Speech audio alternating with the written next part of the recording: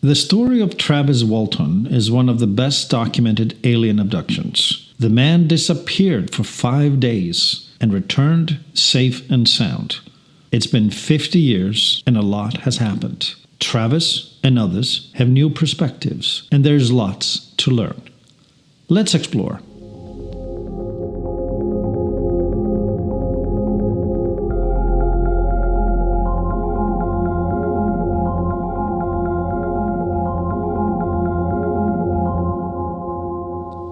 Hi everyone, and welcome to Project Bluebook, your place for the exploration of all things unidentified.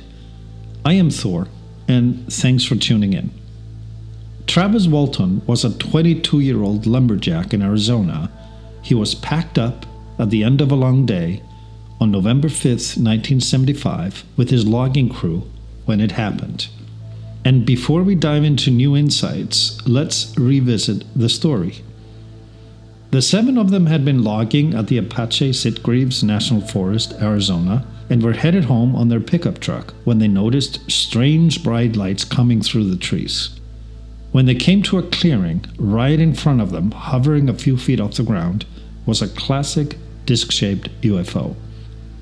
They stopped the vehicle, and Travis's reaction was to step out and walk towards it, in astonishment. It was about 30 minutes after sunset, before complete darkness settled in. The rest of the crew remained in the vehicle. Mesmerized by the golden yellow light, they realized they were witnessing a real UFO. They told Travis to return to the vehicle. From his perspective, the ground vibrated slightly under his feet, and he described hearing a very high-pitched sound as he approached to within 10 to 12 feet from the disc. As he stood and stared, the craft began to move oddly and erratically, and his friends screamed to Travis to get back in the car, shouting, "Let's get out of here." As the movement of the UFO became increasingly erratic, Travis ducked for cover behind a tree trunk a few feet away. This put him even closer to the disc. He was now only about 8 feet away. He heard his friends screaming at him to get back when an electric discharge or a current hit his body. He heard his friends yell out, "It got him," as he became airborne, hurling about 10 feet in the air before hitting the ground with a loud thump off the road. He felt completely numb, as if paralyzed by the electric shock. Walton's friends described witnessing a blast of blinding greenish light that hit Travis's body and lifted it off the ground. His back was arched and his legs and arms outstretched. They saw him thrown off like a rag doll, and when he fell to the ground, they were convinced he was dead. He was not moving. They were terrified and immediately fled the scene, leaving Travis's body behind. They went straight to the sheriff's office and reported the incident. The sheriff sent a search party out to the area, and later in the night returned back without a sign of Travis. He had disappeared. The following day saw a serious search and rescue effort ensue. Search dogs, airplanes, and trackers could not find any trace of him. The dogs found no scent leading anywhere at all, except for the very spot his friends last saw him. It's as if he had been picked up and disappeared into thin air. 4 days later, the search was discontinued. Travis's logging friends, Michael Rogers, Alan Dallas, John Goulet, Kenneth Peterson, Steve Pierce, and Dwayne Smith, along with Travis, have all taken a lie detector test and passed. Their story checks out, it's consistent, and Travis's side of the story, of course, is mind-blowing. When he woke up, he thought at first he was in a hospital, until he looked around and saw 3 small beings with thin bodies that looked like children, but they didn't look human children at all. They were completely hairless, with large heads and big eyes staring back at him. Through the fog of pain and confusion, he slowly realized he was on board the spacecraft he had seen. His first reaction was to fight back. He found a glass-looking cylinder-shaped rod. He started swinging. One of the beings fell backwards into another to avoid being hit, and Travis fell off the gurney. He felt weak, but he kept swinging. He describes the experience as terrifying, with the word not even describing it adequately. It was primal, to the core. It was the fear of the unknown. Between the pain he felt, the weakness of his body, and what he was seeing, he was convinced he was about to die. He noted two things in particular that made him even more terrified. They did not speak, and they did not change facial expression one bit, no matter how much he fought against them. Next, he describes seeing a human-looking person wearing a glass helmet. He eventually saw more of those human-looking beings, and they escorted him to a medical gurney or table in a different room. The doorways looked like doorways, says Travis. He was pinned down to a table and completely unable to move. He was overcome and powerless as they placed a mask over his face, and he fell unconscious. The next thing he remembers is laying on the side of the road near Heber, Arizona, over 30 miles away from the abduction site. He saw the craft hovering above him for a moment before disappearing into thin air at an incredible speed. He was naked and began stumbling downhill. He found a phone booth and called one of his logging buddies to come pick him up. What a call that must have been. Just imagine. The whole experience was so traumatic, he remained catatonic for weeks. The sheriff's office had begun suspecting there was foul play, that they drugged him perhaps, but they have all stuck to their story. Travis underwent repeated medical examination upon recovery, including 5 drug tests. They all concluded the same. No drugs were found in his body. There are corroborating witnesses.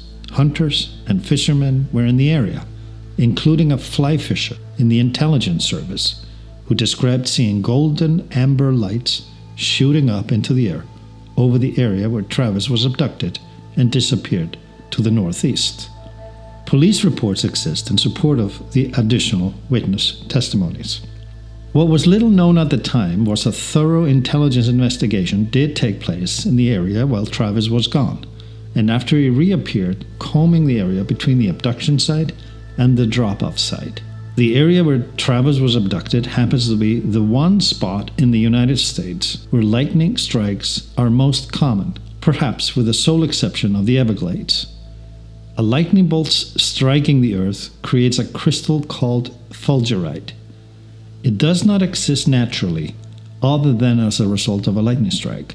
Travis since wonders if it was this extremely rare fulgurite that brought them to the area in the first place, and he simply became an accidental witness and an unintended abductee.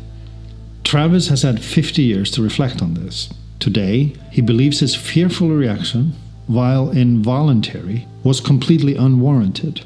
He has said as much in lectures and interviews. If they wanted him harm, or any of us, they would have done so a long time ago, and in my case immediately, he said. In his words, I don't think they're abducting people willy-nilly and doing terrible things to them. I don't subscribe to that at all. If they had sinister intentions, it would be a done deal. End quote. There's something else going on here. Deliberate, intentional, and well orchestrated. My thought is that it's deliberately clandestine up to the precise level intended, just beyond the horizon, sometimes giving us a rare peek, and then it doesn't. It precludes the possibility of a silly White House lawn landing for reasons we do not understand, but we can speculate.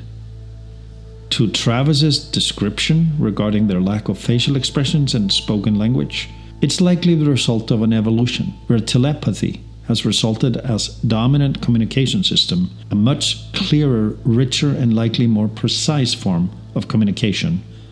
Think honesty, just as one example, leaving facial expressions as supplemental communication form of humans unnecessary and therefore left behind in the backseat of their history.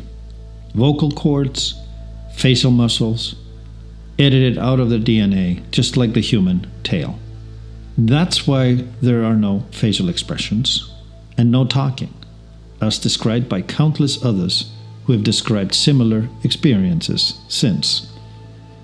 Let's remember in 1975, Bud Hopkins had barely begun his research.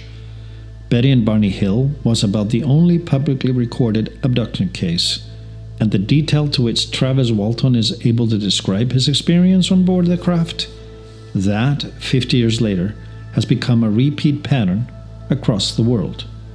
Let's also remember the corroborating witnesses, his friends, other present in the area, and his disappearance for 5 days. If this was all a hoax, Travis should have had no reference to build it on. It is simply implausible. Another theory is worth considering.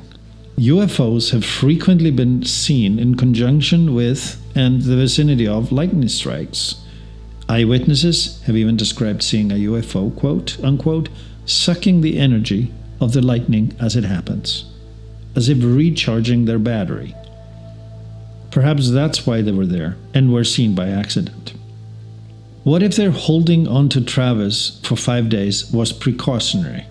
What if they meant no harm and chose to heal him from the unintentional consequences of his encounter, the electric shock, and it took them procedures as well as observation for 5 days before they concluded he was well and safe enough to release back into the wilderness of Earth near Heber, Arizona, miles closer to human habitation than his original point of abduction?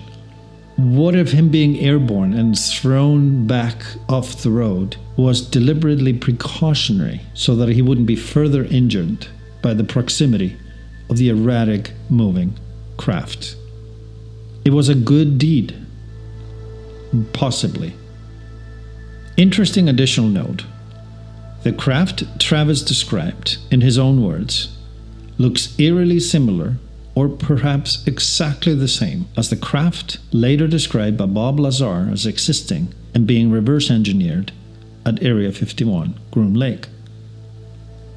Collecting data and subjecting it to scientific analysis, separating the real evidence from the imagined ones, with accumulating experiences worldwide building our databases, enabling the connecting of the dots, builds an increasingly clear picture of facts regarding the unidentified.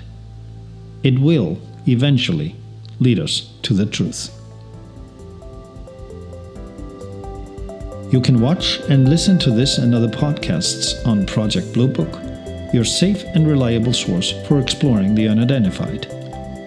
Each day, let's practice compassion and kindness, and please subscribe. I am Thor, and thanks for listening. See you next time.